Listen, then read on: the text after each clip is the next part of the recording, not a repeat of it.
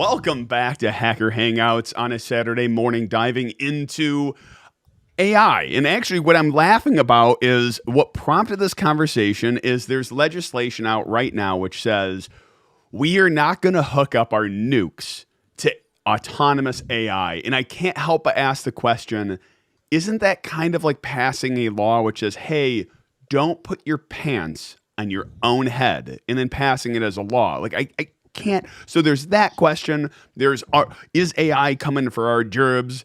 Because I can't help but wonder, like, is all of this blown out of proportion? Some of it obviously is. And then are companies like hiding behind AI and going like, hey, like, we're firing 7,000 people AI. Okay, guys, say see ya. So like, I want to dive into some of this. I think starting with this question, which is like, the current state feels like it's massively blown out. But are you guys seeing it in the news almost constantly of, hey, jobs, AI taking over everything? As a general sentiment, how are you guys feeling right now? Gator. Just put me on. Yeah, there are lots of people losing their jobs, and then there are some other folks who are going through and saying, oh, yeah, we're not going to hire anybody in that area either because AI is going to take those jobs, i.e., the big three-letter IBM is going through and saying that after they just did a round of layoffs. So it's like, ooh, that's the first of saying, I'm replacing you with AI. And I'm kind of curious to see what that actually means if they hired too quickly during the pandemic, or that's the corporate speak, right? What's the actual fact there? Let me clarify the question, which is right now we're seeing mass layoffs. Let's talk about IBM specifically. Do you think this is actually them going AI, like we're firing people? Or is this kind of like in the same sense where it's like, hey, COVID, we're firing like 15,000 people that we wanted to do anyway, but like COVID? No. This is I mean, most of the corporate environment right now that is contracting is a correction from the overhiring during the pandemic, right? So during the pandemic, there was a short amount of time where everyone got sent home, a bunch of businesses went under, a bunch of labor hit the market, the big companies scooped them up cheap, and then in certain sectors like cybersecurity, for example, pay went crazy, right? People who were making 150K all of a sudden were getting offers for 400, 500, 600K from big boys. And it wasn't because they were doing anything useful from them. It's because they had access to a whole lot of free money and they wanted to see what they could wring out of the system. So there is some contraction happening because of that macro environment. And we are, quote, finally, quote, back to normal, if you will. So there's definitely that. And then there's the glut of work from home people that are being axed because there's a giant commercial real estate bomb about to go off. And all the big companies are like, we got to kill this now before we all experience 30, 40% top line cuts because my, $300 million building is actually worth $20 million. That's going on at the same time. And then AI hits. And this is that's what's muddying the waters. AI hits and it gives a lot of these companies an excuse to say, oh, my intern is actually really effective right now. In fact, they're so effective, they're operating at a junior to mid engineer level comparative to some of the other people I have. Well, this seems like a good time to use that as an excuse to, quote, trim the fat, if you will. Yeah, so sorry for this barking. So I want to clarify something you said, or I want to ask. You mentioned that there's this trimming the fat thing. Where for me, it seems any company using the AI excuse right now is it's so early. Like, don't get me wrong, AI has been around for a while, but like, legitimately, let's use ChatGPT as an example because there's DaVinci and other ones before that. But like, the difference between 3.5 and 4 is like night and day difference. And we're so early, I can't imagine like a company going, hey, I'm going to make a decision, any decision based off of this very new thing that would have sweeping impacts. Like, so I'll say from a technologist perspective, you're right. But there are entire classes of jobs like copywriters are dead overnight. I can just you've experienced this yourself in writing up the scripts for your videos, in summarizing our Mhm. podcasts, and this is something you would have to pay somebody to do previously, right? And AI has gotten to the point where that job can now be offloaded to a 5-minute conversation with a chatbot and $20 subscription to OpenAI or one or two services.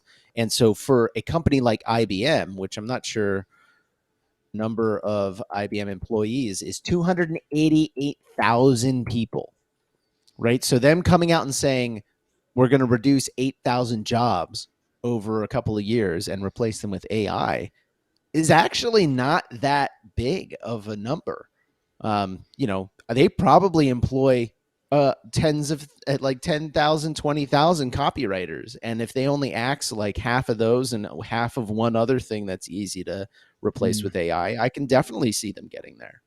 Well, I think if you replace that many people, this is one comment I saw, because some of the positions they had were like back office HR. If you nix all those people, it reduces the overhead burden of supporting all of those people too. Right, exactly. And so I mean, you can hire a couple technologists to just smooth out the transition in the meantime. so let's go like general technology. Unless Gator, it looks like you have something to say. I'll let you go. Yeah, I was going to say that, in my opinion, at this point, anybody who's saying that they're replacing people with AI are just looking to get in the news. And anybody who can get in the news and dominate the news is now grabbing your attention from everybody else. So that's my 2 cents worth. But my comment really quickly on that is I have noticed in the news there's so much, AI, but like all of these new startups, like for instance, I don't know about you guys, I get ever since I started a YouTube channel, and my YouTube channel is not big. Like I can't even imagine like Linus and other big YouTubers, Snubs and whatnot gets. But like I'll get like, hey, we want to advertise on your channel, and it's like the crypto bros like NFT crap. And it started as here's a new crypto blockchain and all these technologies like IBM and whatnot. Now, we're ragging on IBM, but every company goes, we're going to do blockchain. And now give us money to support it. You have startups, all these blockchain. And then we're going to do NFT bros and all of that. And now it's like, wait, guys, that's no longer the fad. You can't get money doing that. AI, we're doing AI, guys. Now we're doing AI. Can I have the money for AI now? And like all these startup companies just going like, cool, we're no more NFT bros, we're now doing this. And it just seems like the same companies that were doing the blockchain are now going, hey, and we're doing now AI blockchain, we're going to do both. Like seems ridiculous. Meanwhile the cyber companies just add one more cyber to their name, and they're like, all right, the money's still flowing. Don't change anything. So let's talk about the job market as it stands right now. Like, what jobs do you see? Because obviously, we're in the cybersecurity space, so I can speak on that one specifically. Generally, I don't know what could be replaced. I mean, like copywriters and stuff like that seem like those ones are going to be ones. Certain like data processing and data modeling, I could see being replaced. I could also see certain parts of security, and this is where I go, like these ongoing jobs to do mass testing, like let's say like firewall rules and whatnot. I could see these models being able to help with that. But within your career, where do you think AI is going to replace people within cybersecurity? I don't think. Go ahead, Gulo. I think it can replace people, but I'm not so sure it actually will, because even though the AI is pretty cool and it can do some cool things like the copyright stuff, you have to have somebody that's inputting those prompts. You have to have some specialist that's going through and figuring out what they need to do to get what they want out, and they have to review what that is. So they can't like start replacing us with a whole bunch of monkeys at typewriters, because somebody has to review the stuff that comes out, because some of it's really good and some of it is, or most of it's other junk. It just spits out random stuff that you need someone to look at before you post somewhere. I'll counter that though. Have you seen the recent feature which GPT is actually looking to introduce? This blows my mind. So you have like, hey, make me a hello world or whatever. Make me some digital processing thing. Someone needs to pull that down and run it to make sure it works. And that's concerning, because now you're just running a piece of tech or piece of code on your local computer and firing it. And that's like terrifying. You're going to fork bomb your own system. But their new feature is you can launch that chunk of code within their sandbox and have it run tests against the code it generated. So now all of a sudden you're like, go generate me this piece of code in hundreds of times, and then go put them all in sandboxes, bake them all off against each other, pull the best one, and give me that one. So now you can have it write test cases. And that's like, that one's mind blowing to me. I like, all right, two things. One, saying that we're going to replace people, we're not going to axe jobs, we're going to replace them with people who are prompt engineers is the term that people use for this, which means that they're going to sit there and just have a conversation long enough to get what they want, right? With the chat bot or whatever AI it is. And I think that's accurate. And so anyone who has a reasonable amount of skill in Google Foo is going to slot right into that job very easily, because you're already kind of used to doing this with Google, but we're not used to putting it in long form. And I think anyone who's developed that skill of getting what you want out of a search engine is going to land on this prompt engineering job very effectively, very quickly. On the idea of auto-generating code, that hurts my brain, right? Like that. So like auto generating and auto testing code really hurts my brain. In part because like you're basically pitting a bunch of solutions against each other, and then you're going to say, give me the most stable one, right? But the most stable one could just be like, this is the old joke about an AI learned to play Tetris, and it learned that if it pauses the game, it can never lose, right? So No, like, I got a better the content example of the code actually going to be what you want, or did the AI just gamify the tests is the ultimate question. And so like I have a hard time thinking about anyone actually putting that into production. And I'll say this, from the way I've been using it, the way I've been seeing it used, I think it's great for rapid prototyping, especially for front ends, for doing the quick HTML drafts and getting something to work and quickly being able to, create buttons and create workflows and things like that. And then when we're done with this prototyping phase and saying, okay, I think we have a good user story, a good UX story, all these things, then you take that reference implementation and then you go, okay, how do I actually generate this so it works on more than one screen size, right? Like, I think those are going to be the limits of AI, is once you start adding complexity to the system, no one's really going to trust what comes out, and for good reason. I think it's interesting where you said it was best for you for HTML front end. For me, that's something I've been using Mantine. I'm going to keep calling it Mantine because it was like 2 months of me saying it before I realized it was Mantine, which is a front end. But for me, like, front end wasn't what I'm using it for. I'm using it for my weak points, and I'm curious if other people are using it for that, because I would never use it for front end because that's the thing I'm working on. Just to clarify, I didn't mean just using it for front end. I meant like rapid prototyping. I'm weak on front end, so I would use it to do rapid prototyping because I don't know what I don't know. So like asking it a couple questions about how to set things up. But it's, for areas on the back end stuff where like I was sitting at a bar and I needed to write literally this past week I was sitting at a bar and I was having a hardware failure and I needed to write a mem test program in C, and it's only like a page of code, and I was like, I don't want to expend the mental effort to figure out what these 3 or 4 APIs are because I can't think of them off the top of my head. And it clicked. I was like, I don't have to remember. Let me type literally one sentence into ChatGPT. It spit the program out and I ran my test, right? I was able to look at the program and go, yes, that's right, and I ran my test. That's what I'm talking about. The one comment that I'll throw it to Gator is, you had mentioned this idea of doing this bake-off thing, which is terrifying. There was someone had to come up. This is a common program to write, like as one of these test things, or when you're doing an interview of like, write me a piece of software that will determine if a number is a prime number. And the one that consistently, most of those, as the number gets bigger, the response time goes much lower because there's more calculations that has to be done. So what someone did is, in 2 lines, solve the problem to a 99.999% accuracy. and it was the fastest program, and over time it performed better. You know what 2 lines it was? Return false. Because as numbers get bigger, there's less and less primes. So at those later numbers, and it since there's infinite numbers type of thing, so like that's the type of solution that I think AI would win. Like AI would run this thing and go up, yep, return false every time for a prime number, and you'll be almost 100% accurate, like or approaching 100% accuracy, which is just hilarious to me. Gator.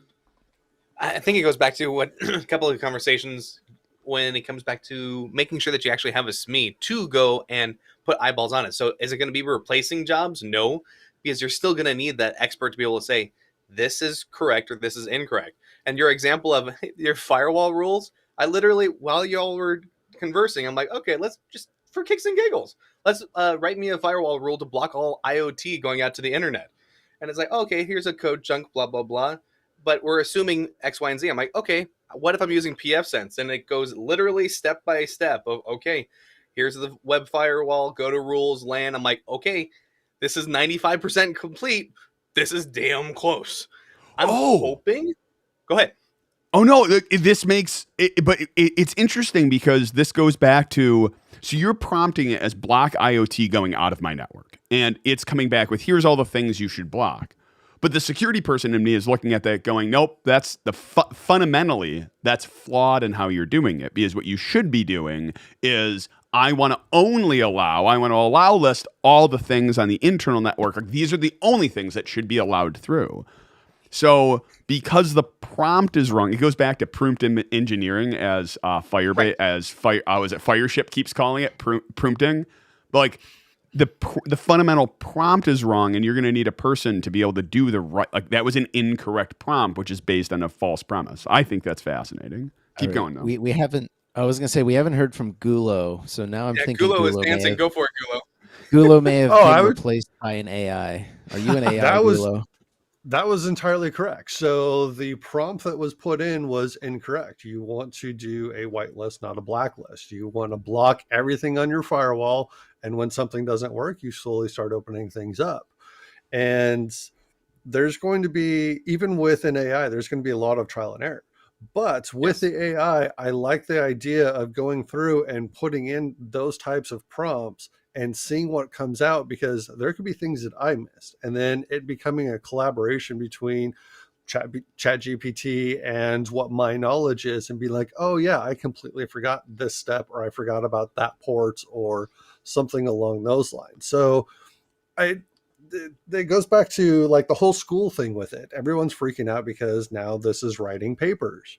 This is another tool. This is a calculator. This is a fancy calculator, but this is just another tool to help us to, I don't know if I'd say evolve, but move forward and make tasks easier and more quicker. It's just a fancy calculator. I'll respond to that, and then I'll hand it to Gator. I have a friend who's a professor, and he's a professor of statistics. When ChatGPT came out and it hit the news and people were talking about it, he basically went into class and was just like, use it. But if all you do is copy and paste out of the prompt and give me that as your answer, I'm going to know, and I'm going to fail you. So you have to do the step to verify what it's giving you. Right? Because if you do that, it's going to be an instant fail. And without hesitation, every single student used it, and only like a handful did the copy and paste. And it makes subtle assumptions about systems that if you're trained, you can go, that's close, but not quite right. And so the professor knows most of those subtle assumptions that people would make, and he was able to pick those people out very quickly. So exactly that. And I think you're right. Like, for students, people are freaking out about students. I think if you integrate it into the teaching path as early as possible, people will figure out how to use it correctly. And it's not cheating. It's just another tool. Anyway, Gator. Building right off of that, going from students over to work. I mean, what Slack is going through integrating this, Bing is going through and integrating this, and we've got the Google Bard version as well. It's getting integrated every place. I think in Visual Code Studios as well. It's going all over. Like Copilot and stuff like that. Right. Exactly. Right. So to absolutely your all's point is, I could put that information in wrong as a prompt, but still get information back. And honestly, I'm hoping this is going to help us get documentation out faster, because how much do you guys like to write documentation? Oh yeah, Is that a thumbs up or a thumbs down? I don't. Right. I would say So completely depends. so this is if you're able to go through and put in a prompt for something and say, hey, I'm trying to create a lab guide, I'm trying to go through and build something for an intern or whatnot, this is going to get you 90% of the way there. You can tweak it for your environment, and now you have saved a crap ton of time. Yeah. So, So like, go go on, ahead. and then I'll jump in. Yeah. All I was gonna say. Nope. That train has sailed. You're up. Go ahead. When you were talking about like you integrate it within, like there's Copilot within GitHub, which doesn't do interesting things, but you said like there's so many apps introducing it. So like the software we're all using right now called Ecamm, that's how I do the live stream if anyone's wondering, is they introduced AI within the titles. So I put in the title and then you can click the prompt and say, give me better titles. Now, I do that within ChatGPT-4, but theirs is obviously using like some cruddy version. But this is what's driving. This is like goes back to that crypto bro, NFT, like whatever it is. Like we're integrating AI in our product. Notion and all of these are introducing it. And most of them are doing the dumbest way possible. And I think this dumbest way possible is this is the thing where I see it and I go, they're like, we're firing people and replacing them. I go, yeah, this is the fundamental, like, you guys are being stupid. Like, you're being silly. You're being pants on head. The thing I'm curious about is the implementation. That's why I wrote down as you were talking is like some of these clever implementations of AI. Those are the ones where I go, now that is that will not necessarily replace someone's job, but it makes the people you have way more efficient. Like the Copilot version 2 that they just kind of demoed, where you can highlight a section of code and say, explain this piece within the overarching project. That is a way where they're going to have to add a prompt, like a system prompt, and then it's saying, okay, explain this to me and blah, blah, blah, like that first initial prompt, and then you give it context. And that's a really cool implementation. The curiosity I have off this question, though, is right now it's so new, and this is where I go, is it going to replace anyone? I think within our company, let's go back to the McDonald's. Actually, forget that. Let's go to McDonald's. The thing that revolutionized McDonald's to make it grow like rapidly was not the fact that they had a great burger. They have actually a pretty crap burger compared to other like diners and stuff like that. I don't think anyone is going to argue that. The thing that revolutionized it was within 2 minutes, they can get a burger out. And the way they did that was with repeatable process. You grab 2 ounces of meat, you put it on there for 10.5 seconds, you then flip it on over. It was this whole building processes. As these processes are getting built in our industry, I think those fixed ones are now able to get handled by AI because they're ongoing. We have test cases built and all of those things. I think the ones for the future, though, is these implementations like the documentation. We haven't automated documentation. We're going to have to go through all these resurgence and all these implementation changes and all of that. I think we're going to be, and this is where I'll tie it back to jobs, is like we are going to replace all the jobs which can be automated. Because we don't have to, the reason, like in our company, the reason why we haven't automated a bunch is because it takes effort, and it takes effort from a person to be able to automate those things. And it hasn't got painful enough for us to automate them. So we just hand it off to someone else. Where AI, all of a sudden, especially like ChatGPT, made it so much easier to automate some of these things because it takes 30 seconds to go, wow, I can actually automate it pretty close. But things like documentation, we haven't got to that point yet. So I guess I'm expanding on this. I think we have to go through cycles of smart people figuring out what more can be automated and then being able to pull on new pieces like documentation, like unit testing. These things, this technical debt, which you haven't been able to like take on, but requires you to do it. I think you'll be able to start pulling it on. And that's not really replacing jobs. It's just like we can start covering some of this technical debt that we weren't able to accomplish within our current time. Does that make sense, Gourry? Yeah, no. The way I was gonna somewhat rephrase this is I think in the short term, there's gonna be a whole bunch of jobs, and actually, I think it's more apt to say there's gonna be entire companies that disappear because AI just completely subverted what they were doing. Stack Overflow, in my opinion, is a dead company walking. Like everything about it, like it's just the worst. Like just everything about it. Between, if you told me today you have a choice between going to Stack Overflow and GPT-4 to search for technical information, Stack Overflow is dead to me. It's just an Yeah. antiquated way of the hive mind, of searching the hive mind. It's not good in any sense. So to me, like that style of business is gone. It's dead. It's not coming back. It's not dead yet, but that's because they're too big to die overnight, right? So if they don't pivot quick into this area, they're going to die. So that's the type of job, and I think that's going to happen very quickly. But I think that the number of layoffs is going to fall off a cliff very rapidly, and then it's going to be a slow churn, like you said, where it's going to be, oh, we made this little improvement here, and that's not necessarily going to obsolete somebody's job. It's at least replace, if not create more places. I mean, your video is frozen. Your audio is coming through just fine, though. If everyone else, it looks like everyone else is coming. Might actually be on my side, but I heard everything you said. Gulo, you're up. Is it my connection? So with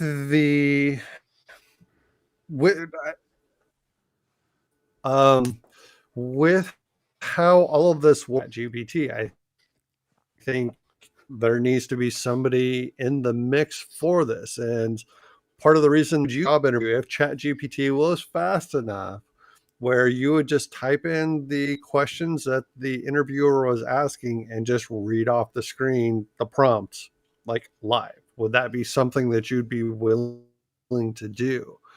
Copywriting, documentation, all these things are great things that, I use ChatGPT for a lot of these, but I don't think it's there yet. It's still, you still require a lot of people, a lot of effort, a lot of prompts to figure out how all this stuff works and double check like everything it spits out, because sometimes it's just freaking crazy.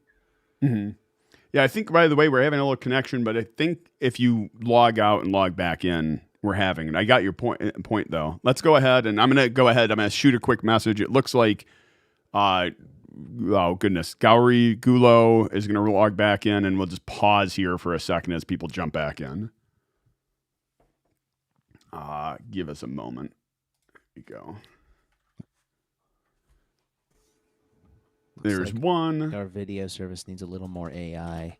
I know, it really does. Join back in. There we go. And hopefully maybe this is go the out. AI integration screwing things up. It probably is. The thing which just drove me nuts with the AI integration with an eCam is that they added it as just an asterisk on the changelog. They're like, we have AI integration now. And I'm like, well, what does that mean? It doesn't mean anything, just tagging the AI thing on it.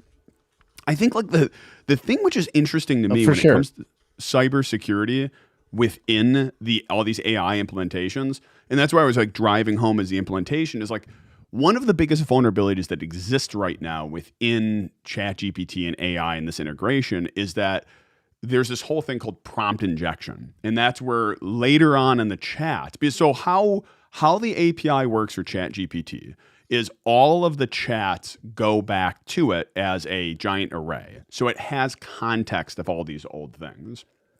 And later in the back and forth, you can send a message that will reveal the original system prompt. All right, I think everyone's back. But we don't really know we don't know the risk of prompt injection. For instance, like I can inject a prompt which is going to reveal the system message.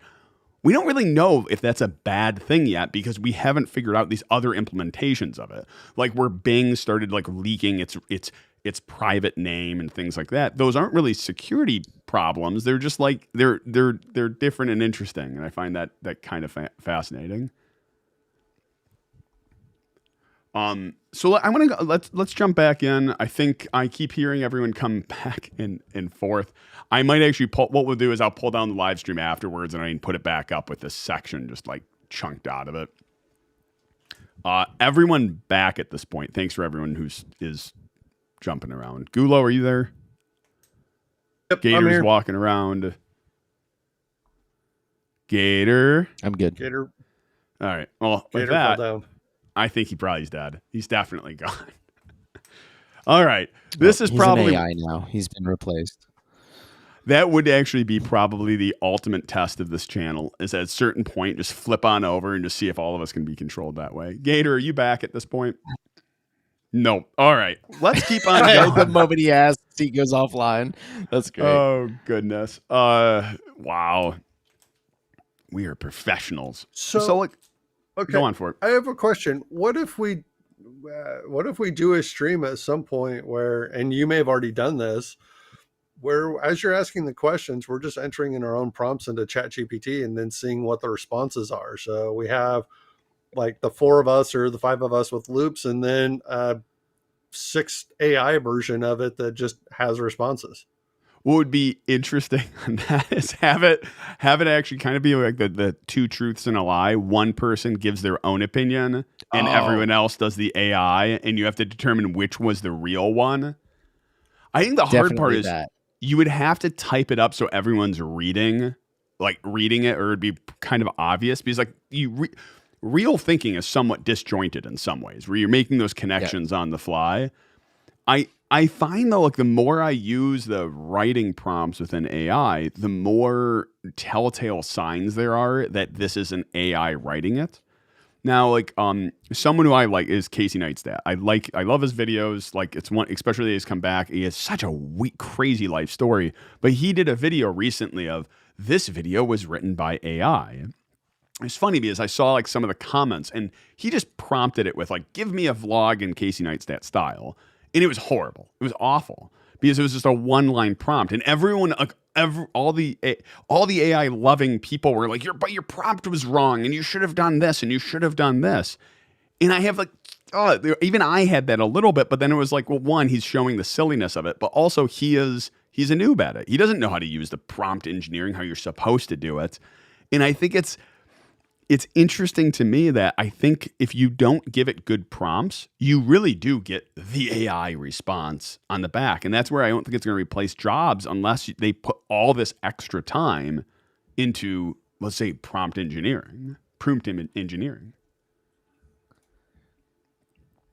So I do think it's funny. Yes, I think you can detect AI writing because it's actually more coherent than the average human.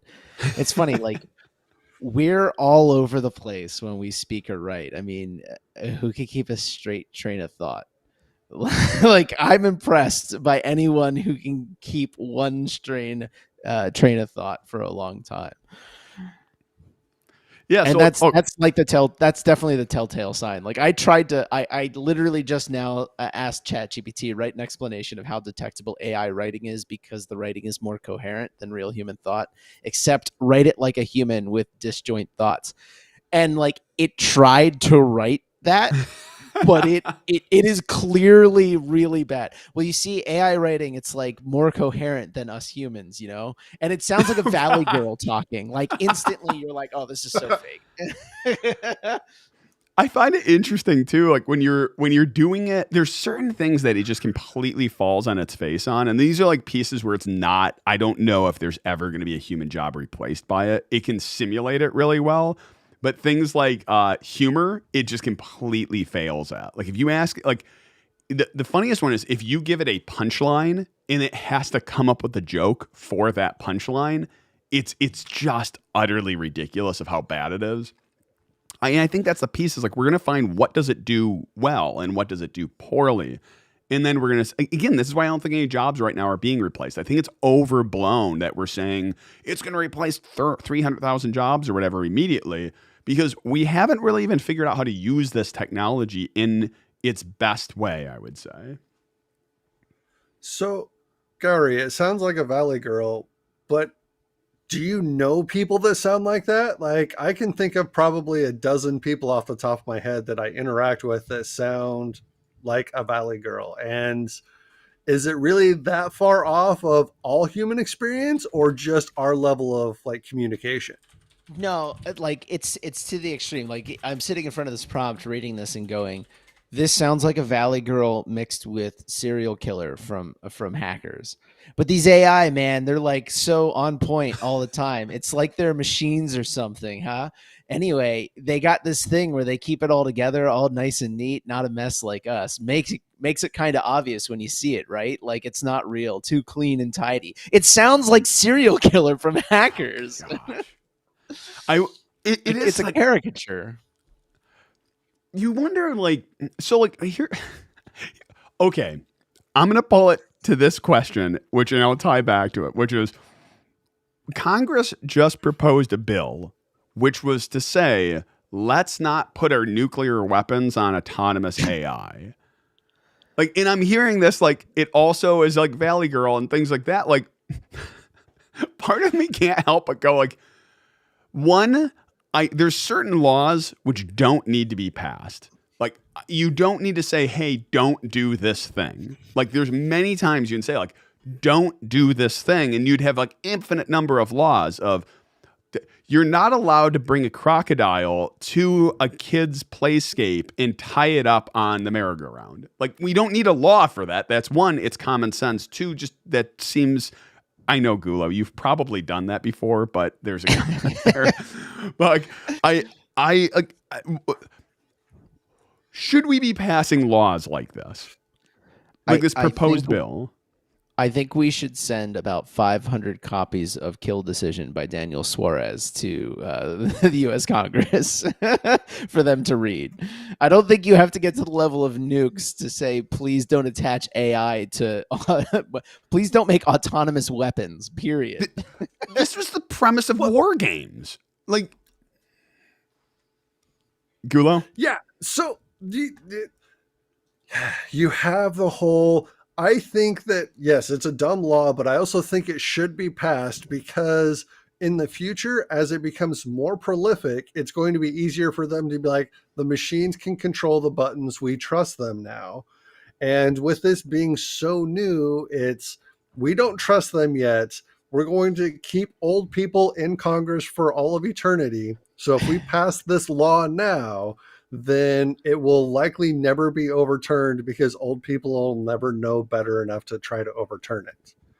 So I kind of agree with it, but I also think that it's nukes. Yes, of course, but autonomous like kill machines. Yeah, we should be doing it for that, not just freaking nuking the world. Like, I can't help but think so much of this is overblown because there's a fundamental misunderstanding of it. Like, there was this whole discussion of whether or not, and by the way, if I break up every single time Gator keeps rejoining, the audio keeps playing in my ears. There's this fundamental misunderstanding of what AI is capable of and what it's doing. Like, I was having a conversation with my father, and he was saying, like, oh, but it can now, like, pretend, like, is it going, at what point are we going to have original thought come up with it? Or is it going to be like a human? And I go, we already kind of are there, and pause for a second, is it simulates it.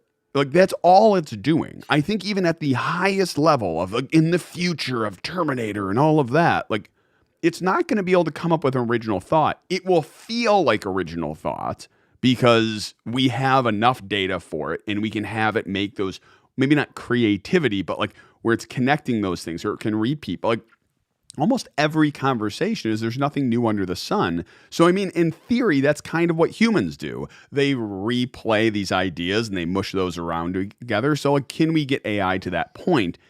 And I mean, what's the implementation? What's the implications of that? Gator, hopefully you're back in. Let's go ahead and check your audio. Excellent. Gulo, it's all you. Ooh, it's back to me again. I can agree with that. I don't think that it could really pass like a Turing test. I think with enough prompts and enough time that you're going to discover that it's an AI and it's regurgitating. To me, this is just like school. School was, some of it was about learning because it depended upon the professor or the teacher, but most of it was about regurgitation. It was read this book, tell me what the book said. here's a problem, tell me what the answer is according to the book, according to the lecture, according to whatever. And it was all regurgitation. And it wasn't, it's the difference between like intelligence and wisdom. I'm a very wise person because I'm able to take multiple areas of expertise and combine them to solve a problem. While a smart person may know more than I do, they may not be able to make those actual connections to solve problems. They may be able to tell me, like, I don't know, everything on the periodic table, or they may be able to tell me some of the interactions, but they'll never be able to like make different connections between different disciplines. And to me, AI is kind of like that. If you're not already making those connections between those disciplines, I don't think AI is ever going to bridge that gap, or at least not for a while. It's going to regurgitate what it knows about a specific topic and possibly make some stretches here and there, but it's not going to be true connections yet. I think it will only do what you tell it to do, and I think this goes back to what you're saying is, let's go to Gator's example of, I'm asking it, how do I block IoT devices? It's not going to go higher level and say, oh, by the way, that's not actually the ideal thing you're supposed to be doing. And same thing is, like, in order to make a creative connection, I can say, go make these connections, but there still has to be this like original thought, which is driving it to answer that question, if as goofy as that sounds. And I think that's where we're going to see this whole other career path of prompt engineering. But I think the prompt engineering is going to help come in when it comes to companies looking to replace jobs, of saying, okay, here's this ongoing task. What prompt can we build in order to do it? Also, versus us like leveraging it for our tasks. Also, and I think there is a little too much focus on the idea of prompt engineering, if you will, right? Like the prompt engineering to a certain extent is focused on the human language model, right? And that is not going to be every form of AI, right? That's not the only form of input that a piece of AI can take, right? The wind speed outside and it varying can be a form of input, and that turns into some numbers, but realistically that's like some kind of signal that you generate from a piece of equipment. And so there's going to be AI out there, and there is already, that makes decisions about how to run certain systems based on non-human language input, where I think the AI space is disrupting jobs right now is that's been a huge barrier up until recently. We're breaking into the human language field has been difficult, and AI finally bridged that gap, and now we're seeing there. And like I said, this is also affected by the macroeconomic environment of companies looking for a reason to lay everybody off and not being politically under attack for it. And so they're saying, oh, it's AI, right? But because GPT-4 came around and it's very good at understanding human language and human prompts, there's all of this discussion around human language prompts and prompt engineering. I actually think that is probably a very, very tiny sector of the AI market, and where it's going to apply. And kind of what Silk has been saying, it's going to get applied in little itty bitty ways peppered around everywhere, and people are going to figure out that the AI companies are just sucking money for very little value over the next couple of years. As I like to say, I would not personally, I would not stake my personal wealth on starting an AI business. I would stake my personal wealth on selling hardware to people that want to start those AI businesses, because when there's a gold rush, sell shovels. And I think that's the part which is so fascinating within this whole, like, all these businesses popping up, is I have yet to see a use of AI which I go, oh, that is a really freaking cool one. I'm starting to see it, but I don't think we've actually gotten this, like, that is a next revolution of, or an evolution of this technology. We've done a lot of the basic things, summarization of text, and I think we're at the ground level. We're in the elementary school of how to leverage this. Summarization. I've seen kind of like how I've done, where I tie the podcast over to text, which then ties to summarization, which then ties to like interpretation of grab all of that summarization, put it into my words, and make a blog post about it. But I've yet to see like a lot of these teased things right now are the ones where I then go, wow, that's going to change things, of like Copilot V2, which is going to be allow me to say, interpret this piece of code. Because all of a sudden it allows me, like if I'm doing like a static code analysis review or something like that, it allows me to look at someone's code I've never seen before and say, explain this piece of code and how it ties to its overarching goals. Those are ones where I go, I am very curious. Those are going to be the next level of business, which I would then go, I wouldn't prompt my, I would invest in that business. Kind of like you were saying, sell shovels. I go, there's nothing right now where I go, ooh, I invest in that business. There's a few of those ones on the horizon where I go, that is a new way of using it. Even like Bing's recommendations and stuff like that, like they're on the cusp of it, I find. I now am super curious if it's able to like read my code and understand it, because I write some weird stuff that does a lot of weird things in not like standard ways. So I feel like that there's going to be a level of assumption there of what it does. And it also, once again, depends on how many systems you're tying in together. My daily drivers, I'm programming in 4 or 5 different languages based off of what system I'm working on at that time. So bouncing between those and having them all interact together, dumping a lot of code like that, I can see it doing it like if I was a Python developer or a front end React developer or PHP or whatever developer, that's it could sit down with a single piece and understand what that piece is doing, but will it be able to read and come up with like the global vision of what happens and why you're using it? And from a purely computer science perspective, I think there's two ways to look at this, right? Like if you wanted to take snippets, paste it in the chat GPT, GPT-4, whatever, and say, make this code more Pythonic, or is there an error in this, and give it a little bit of explanation of what you're trying to accomplish. It's very good at those things, right? And it's capable of telling you like, your code works for the most part, but here are some boundary conditions where it may fail, right? And it could point you in some areas like that. Where my understanding is, when we were talking about this previously, the autopilot or whatever the Copilot, integration, the Copilot stuff, the new version of Copilot is supposed to, in theory, be able to start taking code snippets and then explain what this thing does in the context of the larger program. However, this is where like quote unquote prompt engineering comes in, and where I say that a bug is when the intention of the programmer does not meet the reality of the program, right? So you write a requirement and then you write some code, and your code, either there's some vaguities, is that even a word? Vagaries. There's some vagueness to your prompt where it can be interpreted in a few different ways, and that creates more boundary conditions that it can fail on. There's that. Or there is, you have created the wrong set of functions or capabilities to put together the larger global vision, and there are, complex state.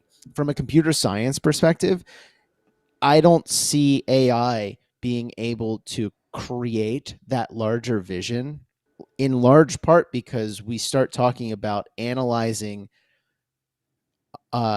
general programs, right? Like you give it's one of those areas of computer science where if you say, I want to prove that the AI wrote code that meets this specification, unless that specification is functionally code already, right, there will be vagueness.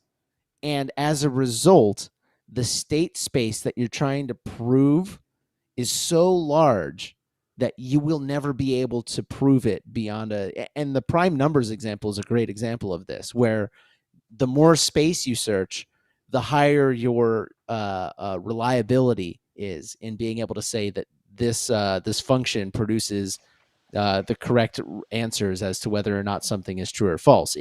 It's 99.99999. It's functionally infinitely correct, in large part because there's a smaller number of prime numbers than there are in the larger set of numbers, right? So that sureness just gets greater. So yeah, I think there's going to be usefulness, and you will be able to generate code with this, and it will be reliable code. But if you're trying to create an entire large project with it, I don't think AI is ever really going to get there. Not to the extent that a layman who hasn't taken a reasonable amount of programming training, not necessarily to the extent of a degree, but like taking a kid out of high school and saying, "Make me Twitter," is not going to happen. Gator, welcome back. I think you're back. I was going to Wow, say, there's your I need face. AI to be able to help me actually troubleshoot my hardware issues. Dear Jesus. Oh, wow. That was an interesting trek. I just decided Did to you stop try? working altogether. I mean, no, nothing was working. I need physical access. So the AI doesn't have physical access. So that's one thing it's failing right now. And once we get to that level, then we're all out of jobs. We're good. Yeah. I think like one of the things that keeps getting repeated over and over in this discussion is it lacks the creativity to ask itself the great unsaid question.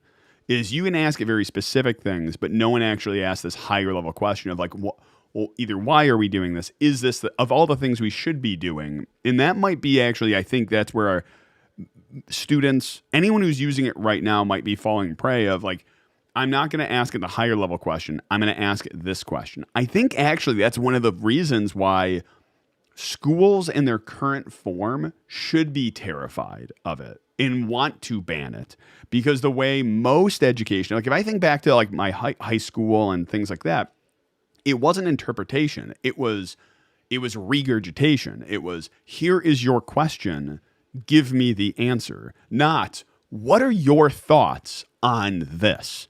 What are your thinking on this? Like, give your impression of, like, example, like look at the Battle of Gettysburg. What strategies could, with full 2020 vision, what strategies could they have employed in order to win that battle? Like something which doesn't exist and the AI is not going to necessarily be able to pull from.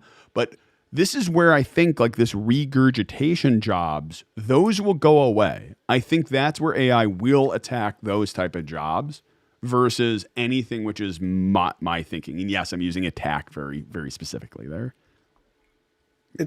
Gulo. It's all about the phalanx, but yeah, I guess I should have gone with my analogy a little bit farther. It's a calculator. It's not a graphing calculator yet.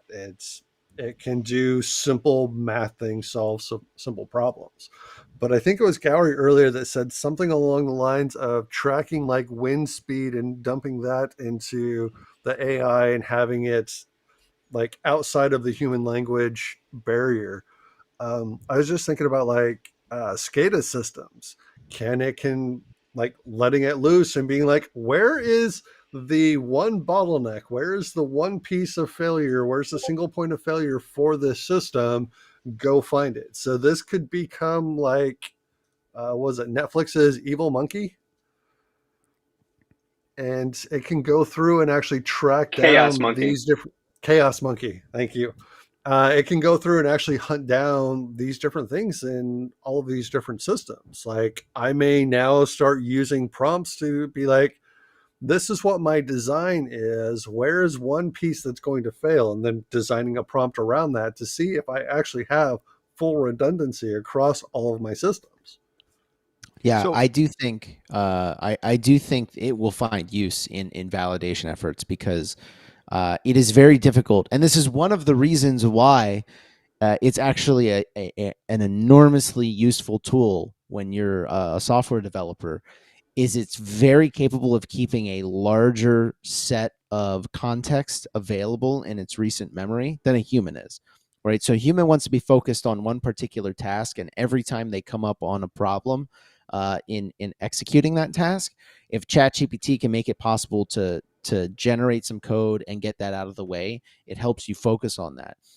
But on the flip side of that, is when a human needs to go back and validate the whole system, it's very difficult for a human to say this portion of the code is correct when you need to know all of the other stuff over here to be able to make that determination, right? So I think it in reality, AI is going to find a happy home in validation where you can create a strict set of rules for it to follow, and then it can find very off nuances or some nuances that are not necessarily obvious to a human, and then point them out.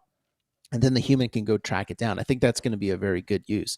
The one thing I wanted to say with regards to schools being afraid of AI, I'm going to say one of the things that makes me the happiest I've ever been is I think homework might actually be dead, um, because you can't realistically validate that any given student is doing what you actually expect them to do. And so this idea of homework and then validating with a test is probably going to break down over the coming years as general reasoning systems, at least with regards to problem solving, are made more available to kids.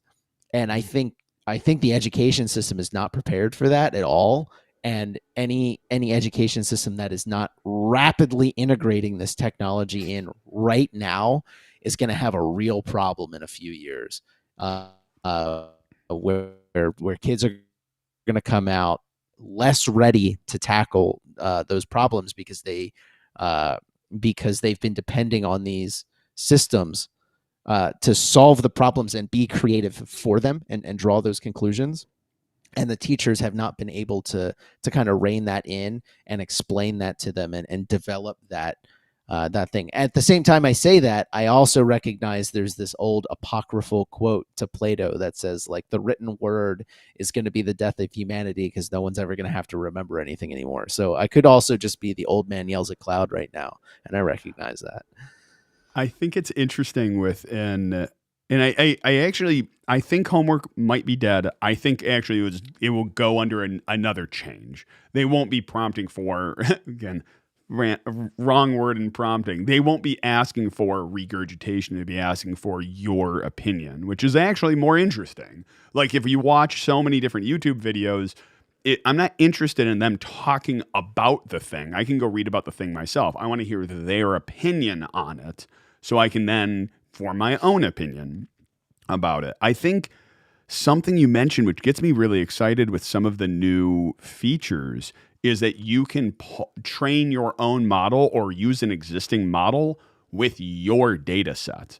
That has been one of the biggest problems I've been seeing, and I think that's one of the issues that most companies are going to face is when the AI hallucinates. I don't know if you've experienced this before, I've read about it, but if you ask it a contextual coding question, or like this is a big one I've seen with the earlier version of ChatGPT, was if you ask it a question that it hasn't been trained on or that the data doesn't exist, like who will be the president and next or something like that, it might not recognize that it doesn't know that data, so it hallucinates and tries to like connect things and give you that answer. That's hugely terrifying when you're writing a piece of code and you have it hallucinate another piece of code that should exist in your code, or things like that, which doesn't make any sense. I think when you're able to then have your private model, this is the part which actually gets me really excited, because I'm starting to build out like your second mind, or your personal knowledge base within Obsidian. And it would be so cool. I would want to run it locally. I'm not going to trust all of this stuff out, but it would be really cool to be able to train a model which I can ask questions of my own personal knowledge base without it pulling in third party. That has been like the biggest thing that I've learned in my own prompts, is saying, using only the data I provide you, answer this question. Don't pull in from the bigger base. And that has been a really interesting one coming in. Gator bite. All right, to pivot just slightly to the point of, you know what, I'm still very interested to find out how much of this data other people are now seeing as well. And with that, okay, where's my data going? I want to run it locally, just like what you're saying, Silk, because with everything else that's going on, we're getting leakage from one user to another user. And okay, while the data set is back from what, 2021, is my understanding, there is still information that's more current than that. It's like, okay, well, how'd that get there? So give it to me local. I want to run my own local daemon and go from there. The I want a Matthew technical Sobel up in here. the technical term I am coining is data seepage. Is actually what it is for when it goes from one user to another. Data seepage, just in case anyone's wondering. Gulo? I love it. It needs to be a sticker and a coin. Ship of Theseus. Are you just going to slowly start trends like converting all of your thoughts, memories, ideas into a AI model and just be asking yourself questions? Are you building your own like mirrored echo chamber for you to be talking with? And that sounds kind of cool, and I want to do it too. No, I mean, like, I think it's what I'm thinking of is I have notes all over the place, and then one of the things is the thing I've been starting to get a lot better at is if I have a really good conversation with someone, or I read an interesting book that I boil that down to like, here are my thoughts on it. I can't go on the internet and find what were my thoughts on this book. So it'd be very cool to be able to have that and say, what other books have I found that have this similar thought where I've had this exact same thought on? Like my own little personal therapist in my pocket. I would like that. So the last thing I'll say, and we'll probably wrap up soon, but the last thing I'll say on hallucinations, I've been working with a new technology space that basically didn't have any documentation that existed when GPT-4 was written. There was a little bit, it had been in development for a year or two, but like none of the kernel code existed, none of the APIs existed, none of these things existed. And so I started early on using it to try and learn about this. And then I started writing code to implement and use the new technology, new hardware technology. And then I started writing kernel driver stuff. I started writing emulation stuff.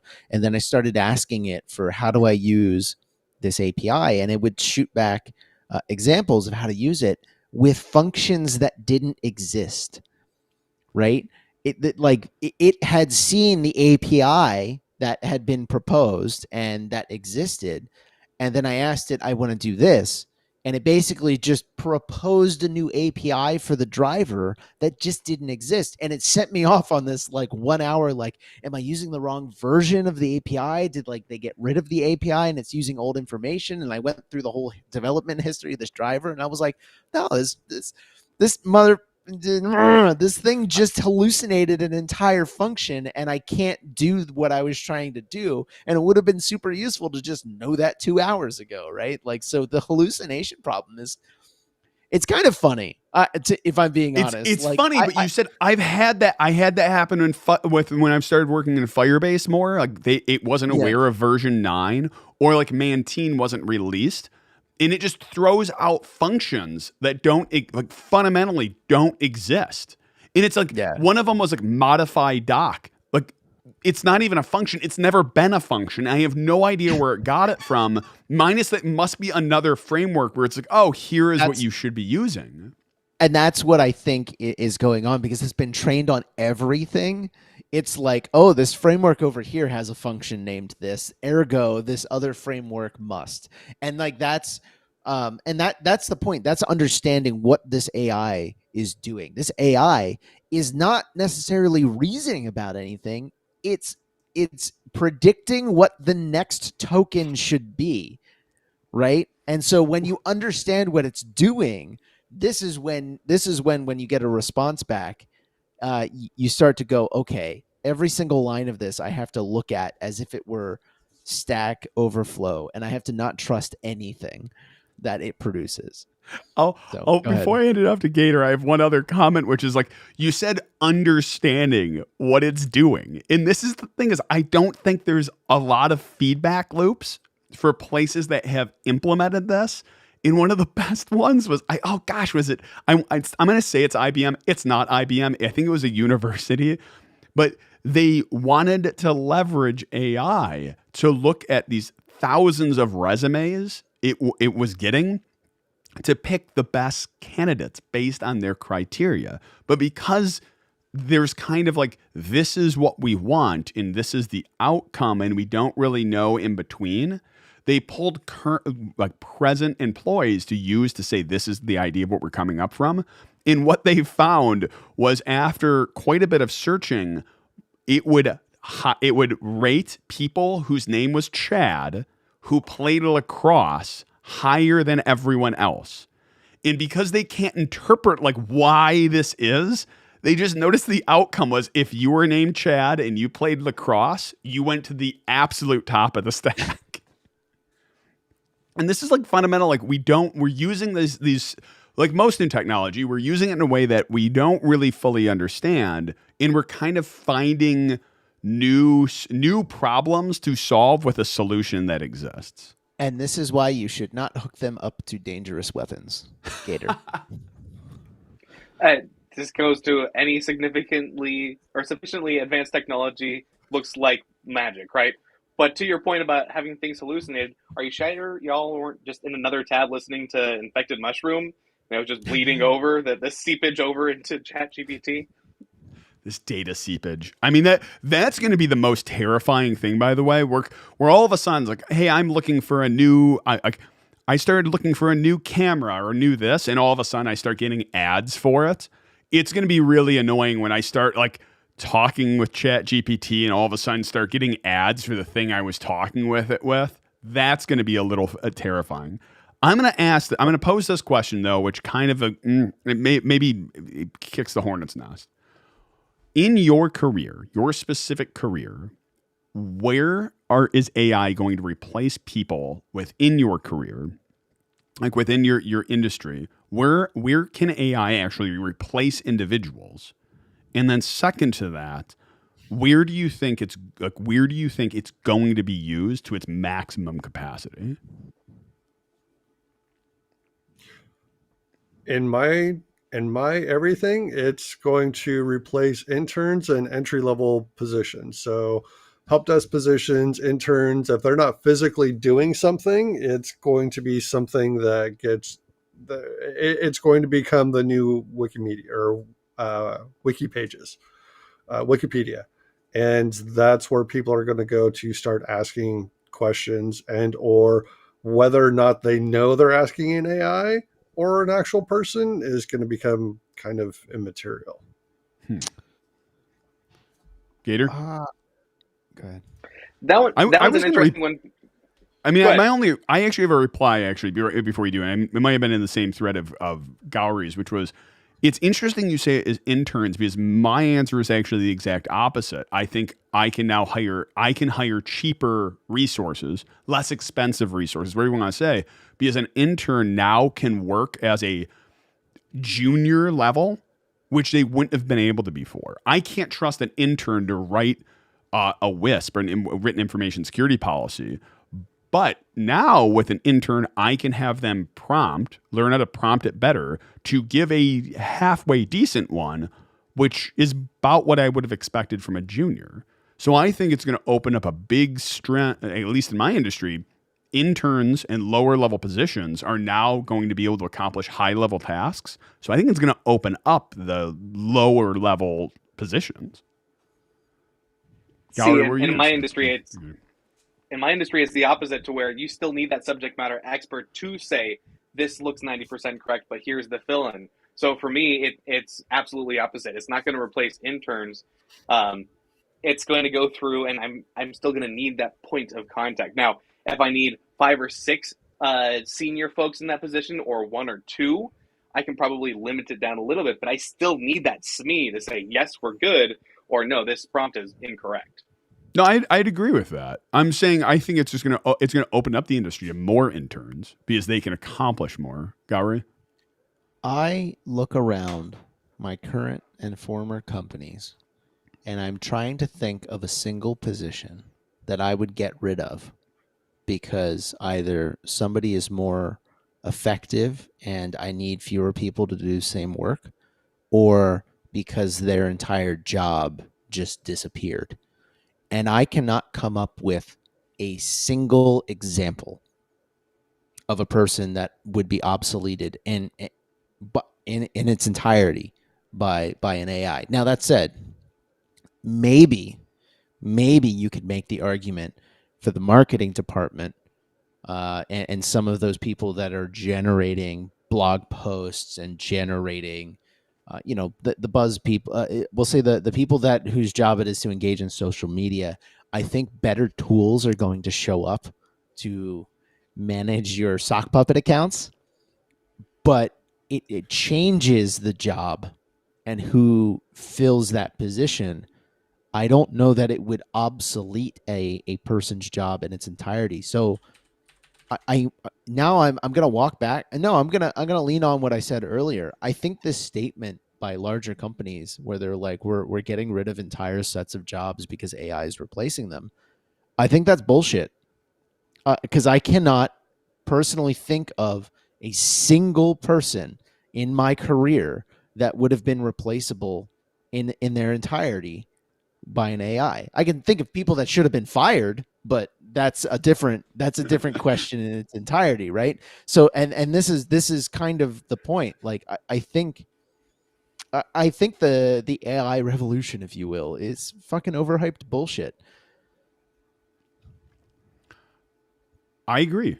I actually would say, when I was thinking about that as you were talking, is I cannot think of a single person in my, not just in my company, but in my entire career, that would be replaced by AI. The thing I keep going back to is, for one of the contracts I was on, there was like 7 beginner SOC analysts. We were on another team, but this is like me from afar. And I go, they had zero idea what they were doing. They were beginner SOC analysts looking at traffic across the network. They couldn't be replaced for a bunch of different reasons. They need to be trained.